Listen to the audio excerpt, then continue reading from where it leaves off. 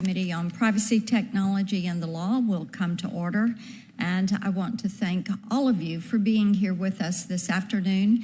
As you can see, everyone is curious about AI, and today we are going to talk about AI and how this affects our content creators, our creative community, our children, and how it affects all Americans when it comes to the digital space, and what happens with AI-generated deepfake. These deepfakes cause tremendous harm.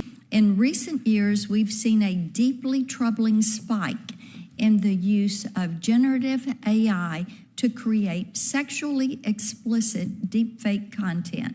Just as concerning, NCMEC saw a, get this number, 1,325% increase from 2023 to 2024 in reports involving generative AI. We've got to do something about that, and both the No Fakes Act and the Take It Down Act, which President Trump just signed into law this week, go a long way to providing greater protections for our children from these deepfakes. These deepfakes have also served as a powerful tool for fraud. In one example, scammers used AI-generated images and voices of a multinational firm's CEO to steal millions of dollars. We've also seen celebrities' likenesses misappropriated in false product endorsements.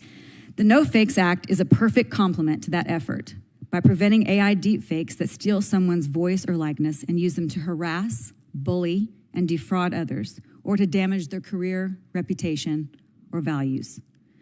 The No Fakes Act would give each of us the ability to say when and how AI deepfakes of our voices and likenesses can be used.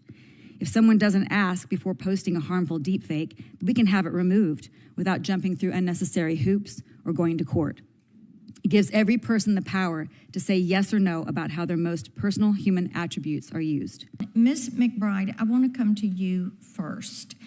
I think that your perspective is such an important perspective as we talk about this and talk on the direct impact to someone who is creating content.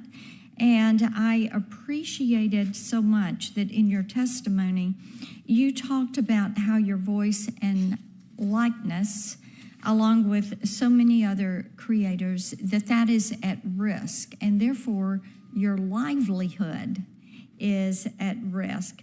So talk a little bit about how harmful deepfakes are in the long term and why it is important to get legislation like this to the president's desk, and then talk about fellow artists that you have spoken with and their concerns on the issue.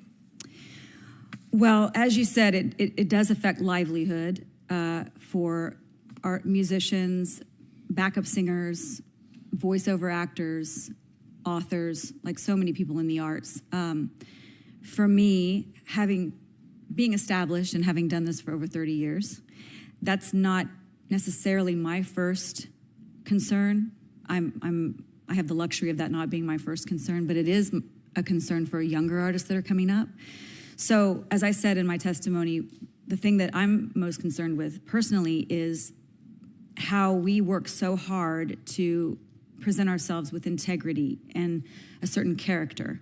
And the fact that, long term, that could be distorted or manipulated to be the opposite of what I stand for and what I believe, or to be used to cause harm to someone through endorsing a harmful product, or far into the future after I'm gone, somebody creating a piece of music or me saying something that I never did, and it just kind of like disintegrating what I've worked so hard to establish, which is trust with my fans, with people who, when I say something, they believe it.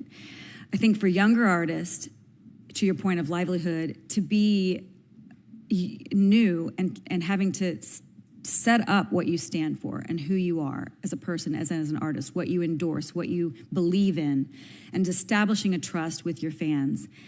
And then on top of it, having to navigate these waters of someone coming in and distorting all of that is devastating. Like, I don't know how, I can't stress enough how it can impact the careers of up-and-coming artists, and even just in their ability to, to speak their truth, or just to live in fear of being a victim of these deepfakes.